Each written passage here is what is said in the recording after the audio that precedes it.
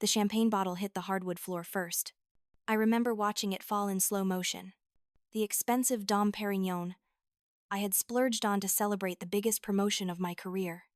The one I had worked 60-hour weeks for 5 years to earn. The one that would finally make all the sacrifice worth it. The glass exploded into 1,000 glittering pieces, champagne pooling across the bedroom floor like spilled gold. But I barely heard the crash over the sound of my sister's breathless laughter coming from my bed. My bed. The one with the hand-embroidered pillows I had bought for our 5th anniversary. The one with the Egyptian cotton sheets I had just washed yesterday morning before my 6 a.m. conference call. The one I had been sleeping in alone for months, while my husband claimed he needed the guest room because of his insomnia and creative process. Jessica saw me first. She didn't gasp. She didn't scramble for the sheets. She didn't even stop moving against my husband. Instead, she locked eyes with me over Michael's shoulder and smiled. Actually smiled. It was a smile I had never seen on my baby sister's face before. Triumphant and cruel and satisfied. The smile of someone who had been plotting this moment and was now savoring every second of my destruction. "Sarah," she said, her voice steady. Not even a hint of shame. "You're home early." Michael's head snapped around. For a split second, I saw panic flash across his face. But it died so quickly. I almost thought I had imagined it.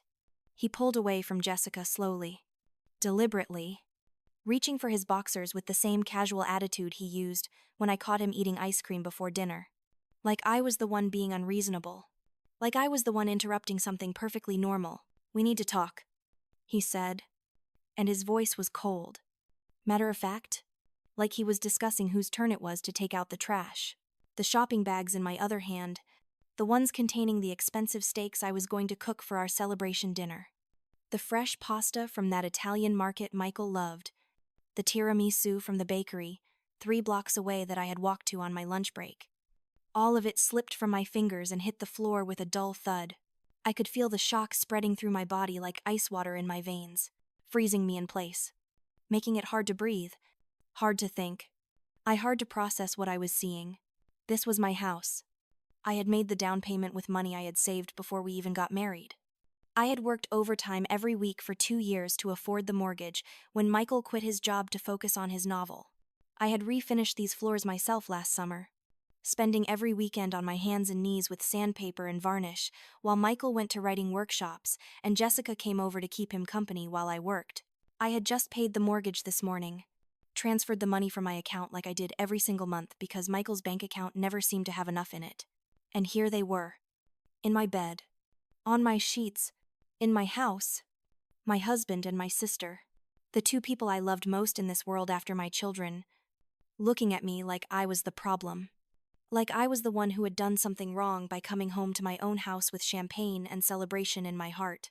Jessica sat up then, and I noticed with a sick twist in my stomach that she was wearing my robe. My silk robe. The expensive one Michael had given me for Christmas 2 years ago. The one he said reminded him of how elegant I was.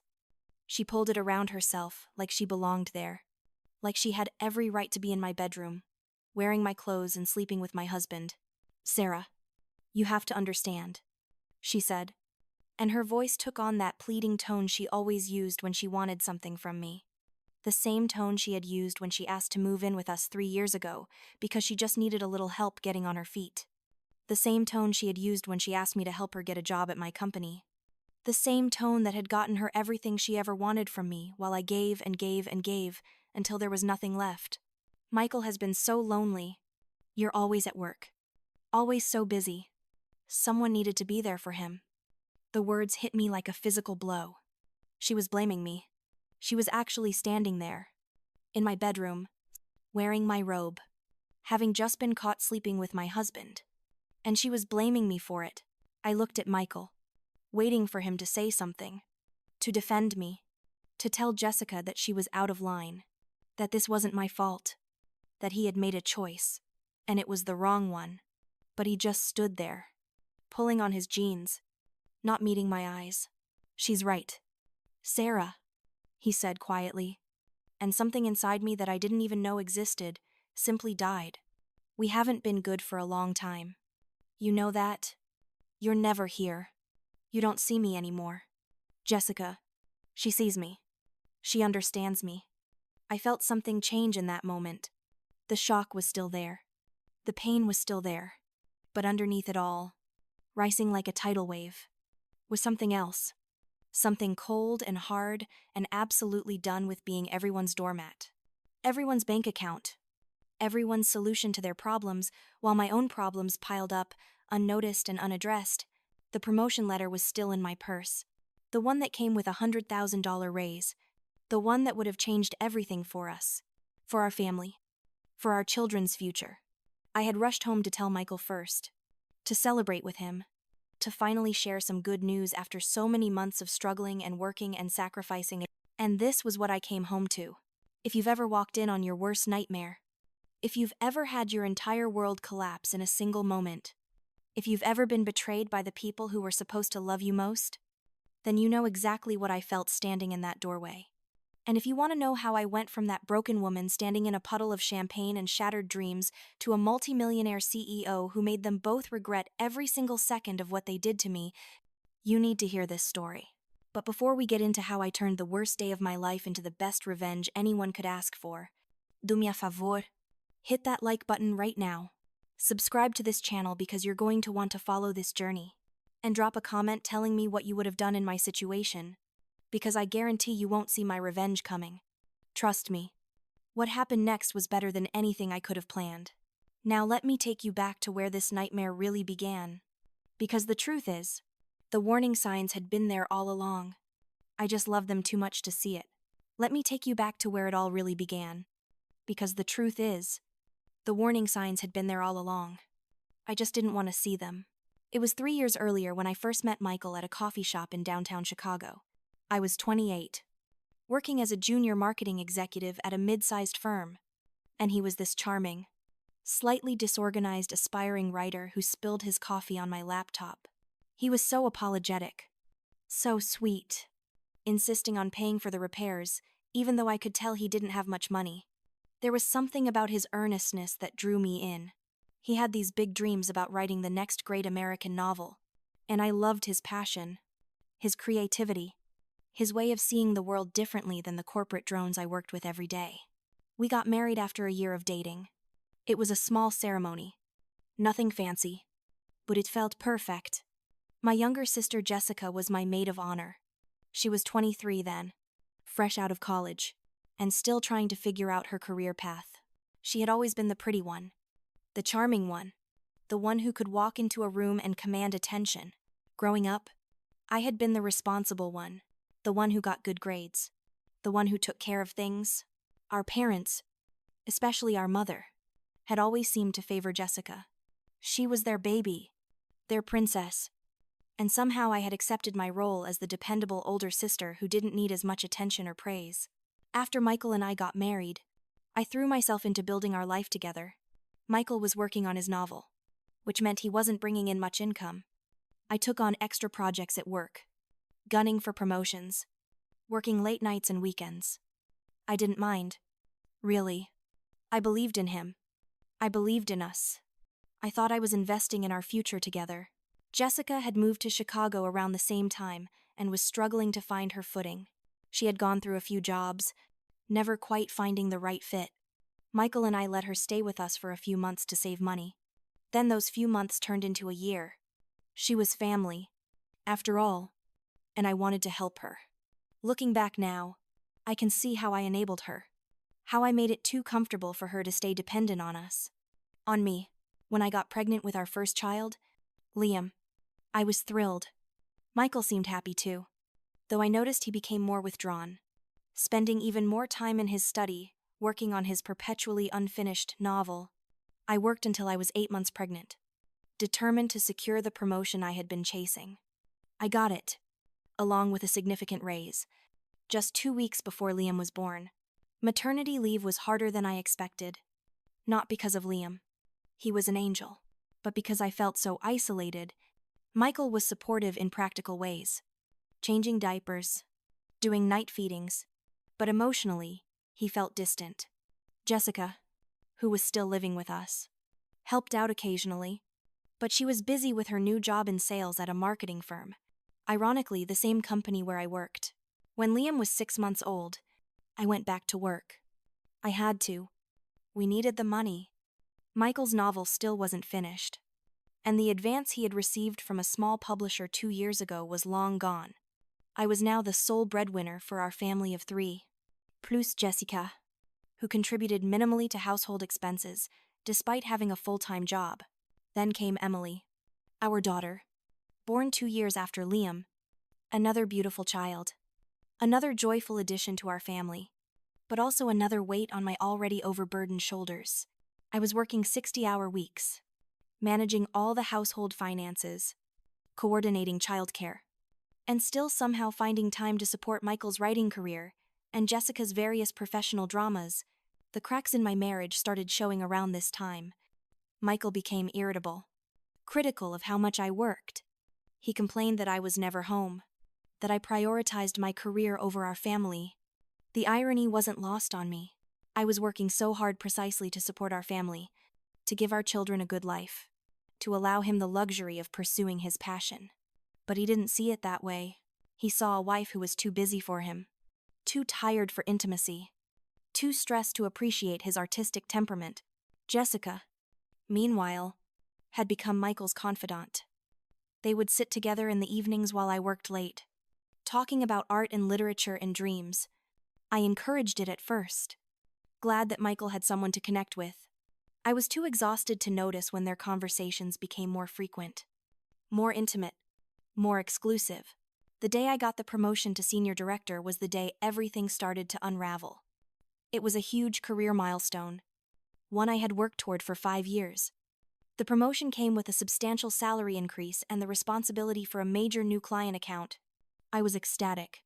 I rushed home early, which I almost never did. Having stopped to buy that bottle of champagne to celebrate with Michael, that's when I found them, in my bed, on the sheets I had just washed the day before. In the home I had worked myself to exhaustion to maintain, my husband and my sister, tangled together without even the decency to hide their betrayal.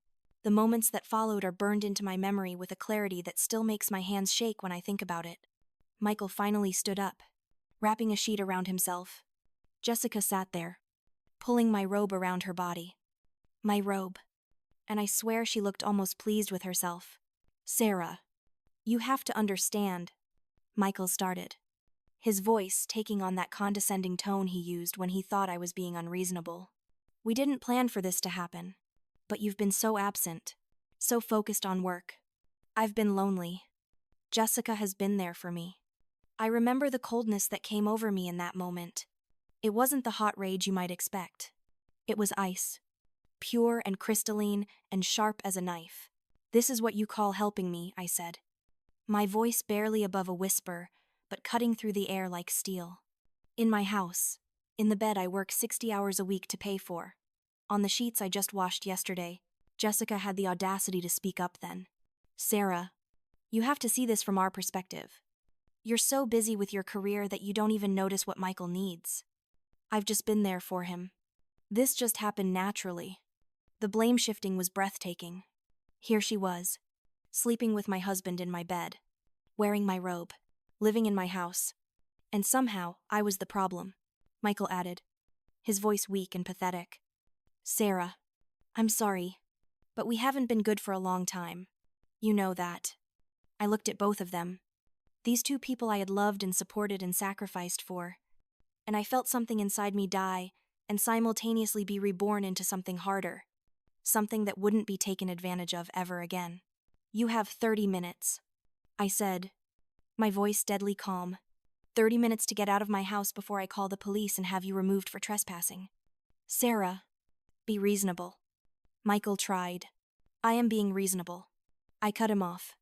"I could have you both arrested right now. I'm giving you a head start. I suggest you take it." I walked out of the bedroom, went straight to our home office, and started pulling together documents. My passport, the kids' birth certificates, my financial records. Everything important. My hands were steady, my mind clear. I wasn't going to fall apart. I was going to survive this. And more than that, I was going to make sure my children and I were protected. 28 minutes later, I heard the front door close. They had left. I walked through the house, checking that they had taken their personal belongings. Then I called a locksmith and had all the locks changed that very evening. The next morning, I arranged for emergency childcare for Liam and Emily, who were 5 and 3 respectively. I needed to handle some things that couldn't wait. First stop was my parents' house. I needed to tell them what had happened before Michael and Jessica could spin their version of events. I should have known better. My mother opened the door, and I could tell from her face that Jessica had already called her. There was this defensive look in her eyes, the same look she had always gotten when Jessica was in trouble, and I was the one pointing it out. "Sarah, sweetheart, come in," she said. But her voice was tight. My father was sitting in the living room, and he at least had the decency to look uncomfortable. I sat down and tried to explain what had happened, how I had found them, what they had done. My mother listened, but I could see her already formulating Jessica's defense. "Sarah," she said when I finished, "I understand you're hurt, but you have to consider Jessica's perspective. She's been struggling so much, and you've been so focused on your career. Maybe if you had been more present." "Mom," I interrupted, my voice shaking now with barely contained fury. "Are you seriously blaming me for my husband cheating on me with my sister, in my own bed?" "I'm not blaming you, honey, but relationships are complicated. And there's something else you should know." She paused, and I saw her glance at my father. "Jessica is pregnant, with Michael's baby." The room tilted. I gripped the armrest of the chair, my knuckles going white. "She's what?" "She's pregnant," my mother repeated. And now her voice took on that protective tone she always used for Jessica. "Sarah, you can't destroy their happiness. They're going to have a baby. Jessica needs support right now, not judgment." I stared at my mother, this woman who had raised me, who was supposed to love both her daughters equally. And I realized she was asking me to sacrifice myself again, to put Jessica's needs above my own, to forgive the unforgivable. Because my sister was pregnant with my husband's child. "So that's it," I said, standing up. "She sleeps with my husband, gets pregnant, and I'm supposed to what? Congratulate them, support them. This is the price of happiness. Mom, building it on betrayal and lies?" My father finally spoke up.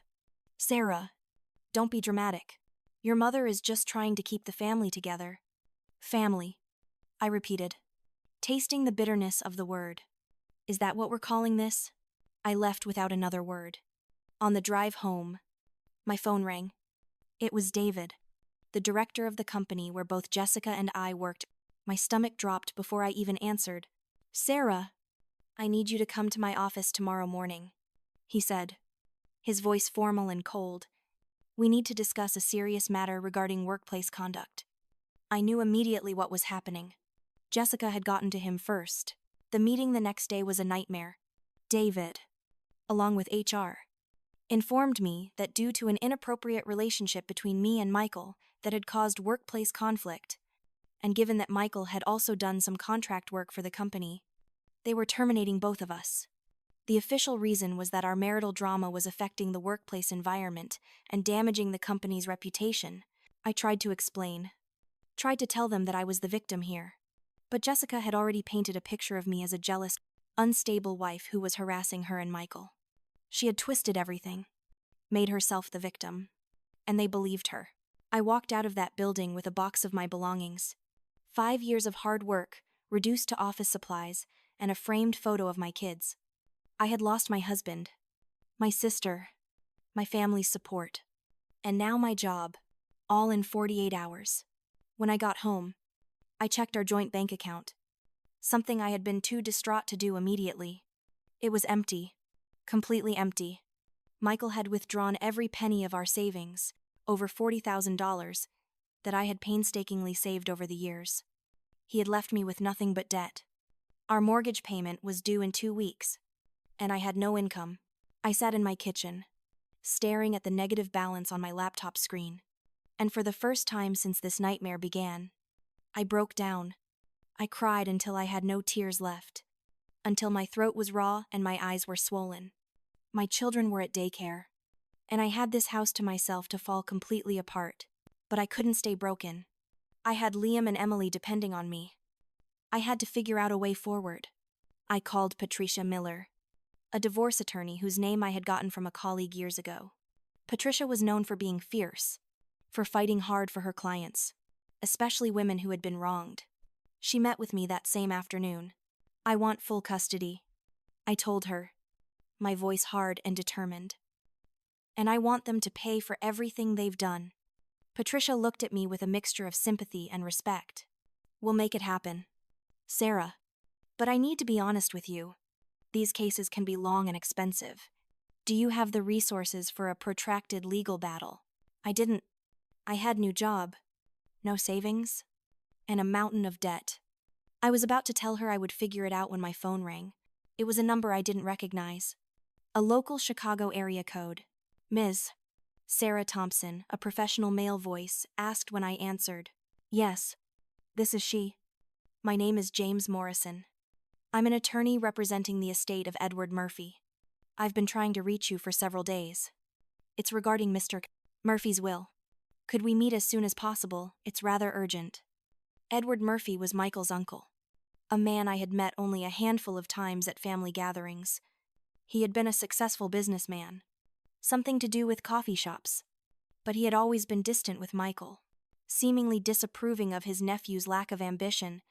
I had no idea why his attorney would be contacting me.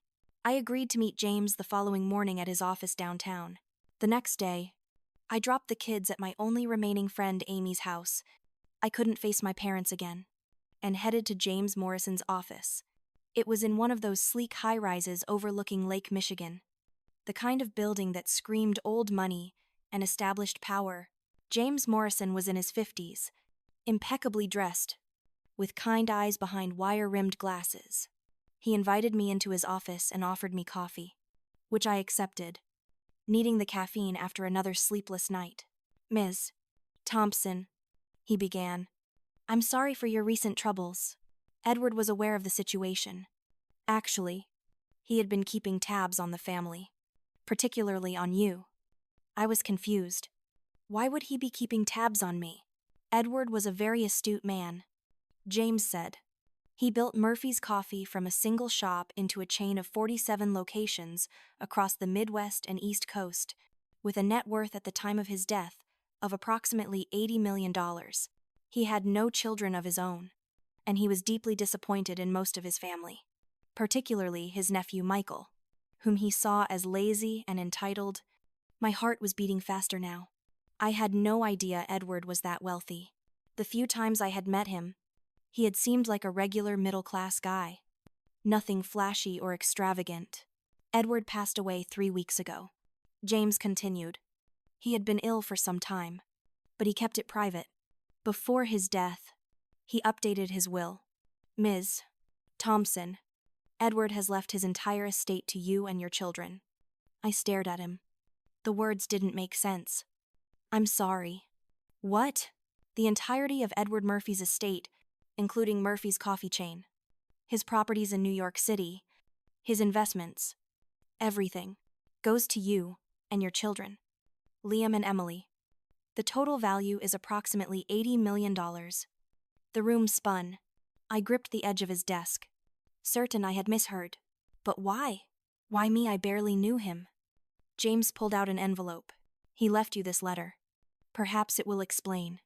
With shaking hands, I opened the envelope and began to read. "Dear Sarah, if you're reading this, I've passed on, and you're probably confused about why a cranky old man you met maybe 5 times has left you his life's work. The truth is, I've been watching you for years. Not in a creepy way, I promise, but I made it my business to know what was happening with my family. I watched you work yourself to exhaustion supporting a nephew who never appreciated what he had. I watched you sacrifice your own dreams to build a life for your children. I watched you be taken advantage of by people who should have treasured you.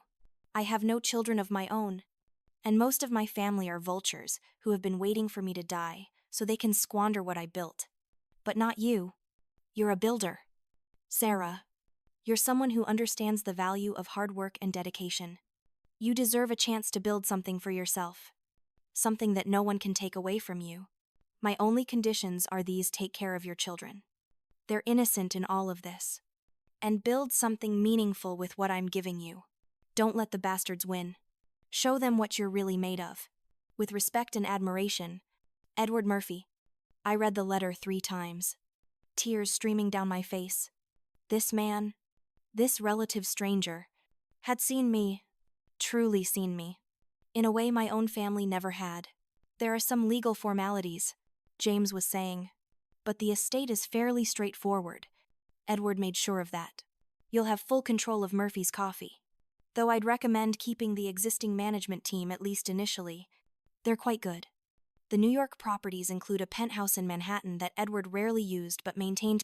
You're welcome to live there or sell it. It's yours.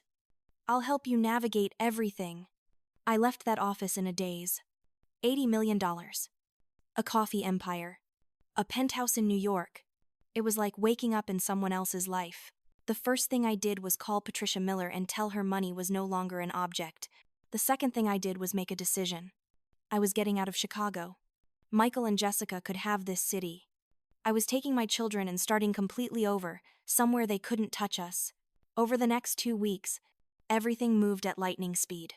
Patricia filed for divorce and full custody, citing adultery and financial abuse. Michael tried to contest it, claiming he deserved half of our assets. But when he discovered I was now worth $80 million, his attitude changed from indignant to desperate.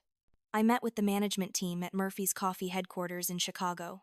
They were shocked that Edward had left everything to me. They had expected the business to go to Michael or be sold off. But they were professional and committed. The CEO, a sharp woman named Margaret Chen, took me under her wing. Edward talked about you. Margaret told me over lunch. He said you were the only one in that family with any backbone. He wanted someone who would grow the business, not just milk it dry. I spent every spare moment learning about the coffee business, studying spreadsheets, touring locations, talking to baristas and managers. I had run marketing campaigns, but running an entire company was different. Yet somehow, it felt right. I felt alive for the first time in years. The custody hearing was swift. Michael had no leg to stand on. He had committed adultery, stolen our savings, and had no stable income or housing. The judge granted me full physical custody with Michael getting supervised visitation every other weekend. He barely fought it. Jessica, now 6 months pregnant, sat in the courtroom looking pale and scared, her earlier defiance gone. A month after inheriting Edward's estate, I told Michael I was moving to New York with the children. We met in a parking lot, neutral ground, to discuss it. He looked terrible, thinner, with dark circles under his eyes. Jessica was with him, her pregnancy now obvious. You're taking them to New York, he said, his voice rising. You can't do that. I can. And I will, I replied calmly. My lawyer has already filed the paperwork. You'll have visitation rights. You can fly out to see them. I'll even pay for your flights. Jessica spoke up then, her voice lacking its usual confidence. Sarah, please. This is punishing us. Can't we work something out? I looked at her, really looked at her, and felt nothing. No anger. No hurt. Just a vast indifference. This isn't about punishing you, I said. This is about building a life for my children. A life far away from the toxicity here. You two can do whatever you want. Build your family. Be happy. Just do it without us. Michael's face crumpled. This is because of the money. Isn't it Uncle Edward's money? That should have been mine.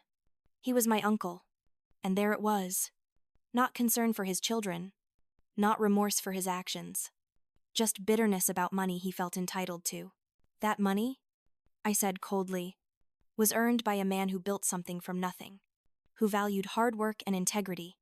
2 things you've never understood. Edward gave it to me because he knew I would honor his legacy. You would have squandered it within a year. I got in my car and drove away, leaving them standing in that parking lot. I didn't look back. The move to New York was like a rebirth. The penthouse Edward had left me was in Tribeca. 3,000 square feet of light-filled space with floor-to-ceiling windows overlooking the Hudson River. Liam and Emily were thrilled, treating it like an adventure. I enrolled them in one of the best private schools in Manhattan, where they would get the education and opportunities I had always dreamed of giving them. I threw myself into running Murphy's Coffee. Margaret became my mentor, and eventually my friend. Together, we developed an expansion plan. The coffee market was changing, becoming more sophisticated, more demanding. We needed to innovate. I visited every single Murphy's location, talked to hundreds of employees, listened to their ideas and concerns. I implemented new training programs, updated our menu with higher quality offerings, and most importantly, I made sure our people felt valued.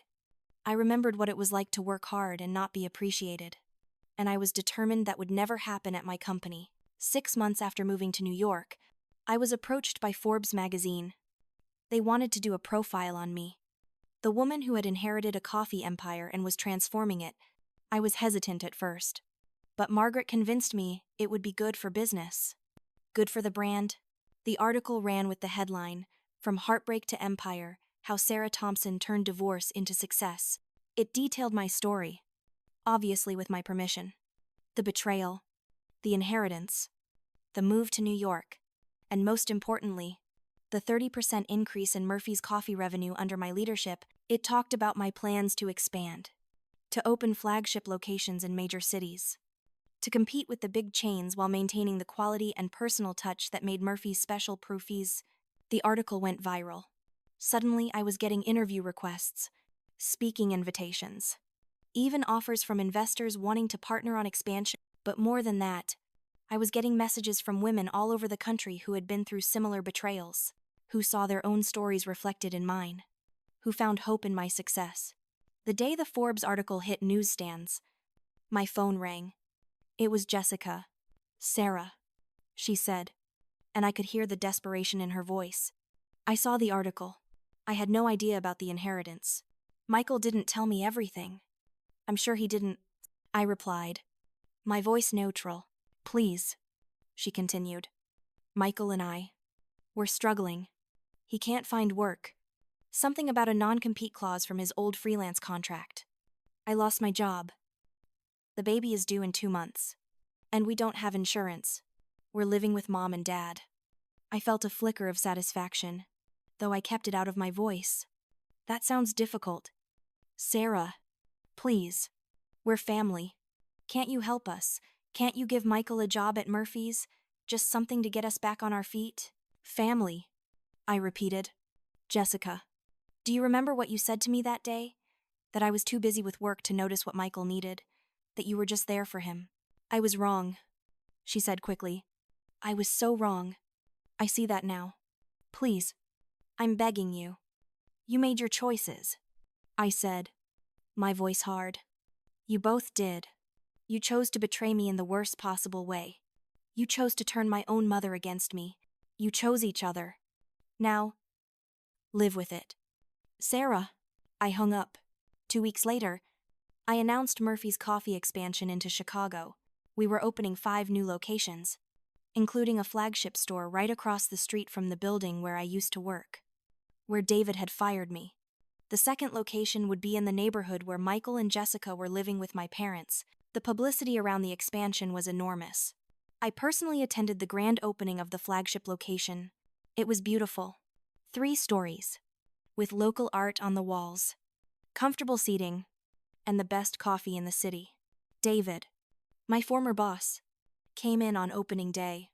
I watched him from the second floor, saw him look around in recognition, saw the moment he realized whose company this was. I never went down to say hello. The neighborhood location near my parents' house was smaller but equally perfect. Every time Michael or Jessica drove past it, they would see the Murphy's Coffee sign. I would see the line of customers out the door, would be reminded of everything they had lost and everything I had gained. It was around this time that Michael showed up in New York. He didn't call ahead, just appeared at the Murphy's headquarters building, asking to see me. Security called up, and I almost said no. But curiosity got the better of me. He looked terrible. His clothes were wrinkled. He needed a haircut, and there was a defeated slump to his shoulders I had never seen before. "Sarah," he said when he entered my office. He stopped, taking in the space, the view of Manhattan, the success written in every expensive detail. I need to talk to you. You have 5 minutes, I said, not inviting him to sit. I made a mistake, he started. The biggest mistake of my life. Jessica and I. It's not working. The baby cries all the time. She's depressed. I can't find work because of that stupid non-compete clause. And we're living with your parents who make it clear every day how much they resent us. That sounds difficult, I said, echoing my earlier response to Jessica. I need a job, he said bluntly. Any job? I know you hate me, and you have every right to, but I'm disparity. I'll do anything. I looked at him. This man I had once loved. This man I had worked myself to exhaustion to support. And I felt absolutely nothing. I can offer you a position, I said slowly. Hope flared in his eyes. Barista, I continued. Starting position. Minimum wage. You'll work under managers who started at that position and earned their way up through hard work and dedication. You'll open at 5 in the morning. You'll clean toilets. You'll serve coffee to people who make more in a day than you'll make in a month. And you'll be grateful for the opportunity. His face went red. That's humiliating. That's the offer, I said calmly. Take it or leave it. This is revenge. He spat. You're enjoying this. You're enjoying destroying my life. Destroying your life, I laughed. And it was not a kind sound. Michael, I'm building my life. I'm building it on what you and Jessica tried to take from me. The consequences you're facing are entirely of your own making. Karma is a fair thing. It turns out, I don't need your pity job, he said, heading toward the door. Then I guess you don't need a job at all, I replied. He slammed the door on his way out. It was the last time I saw him in person. Over the next year, Murphy's Coffee continued to grow. We expanded into 15 new cities. Revenue increased by 50%. And I became one of the youngest female CEOs of a major food and beverage company. I was invited to speak at conferences, to serve on boards, to mentor young entrepreneurs. Liam and Emily thrived in New York. Liam joined the robotics club at school and discovered a passion for engineering. Emily started taking ballet and painting classes. They were happy, well-adjusted, and growing up in an environment where hard work and integrity were valued, where their mother was respected, where they could be proud of who they were and where they came from. I dated occasionally. Nothing serious. I wasn't ready for another relationship. And honestly, I didn't need one. I had my children, my company, my success. I had built something real, something lasting, something that was entirely mine. My parents reached out a few times. Awkward phone calls where they tried to maintain some connection without actually apologizing for how they had treated me. I was polite but distant. They had made their choice, and I had made mine. It was a rainy Tuesday afternoon when Jessica called me for the last time. I was in my office, reviewing quarterly reports. When her number came up on my phone, I almost didn't answer, but something made me pick up. Sarah, she said, and her voice was so broken I barely recognized it. I need to talk to you. I'm listening, I said. Not unkindly, but not warmly either. I've lost everything, she said. Michael left me. He said he couldn't handle being a father. Couldn't handle the pressure. He's somewhere out west. I think. I don't even know. The baby, Sophia. She's beautiful. But I'm alone. Mom and Dad kicked me out. They said I need to figure out my own life. I'm working 3 part-time jobs just to afford a studio apartment. I'm exhausted all the time. And I'm scared. And I don't know what to do. I listened to all of this. And I waited for the surge of satisfaction, the sense of vindication. But it didn't come. Instead, I just felt tired. Jessica, I said quietly, why are you telling me this? Because I'm sorry, she said.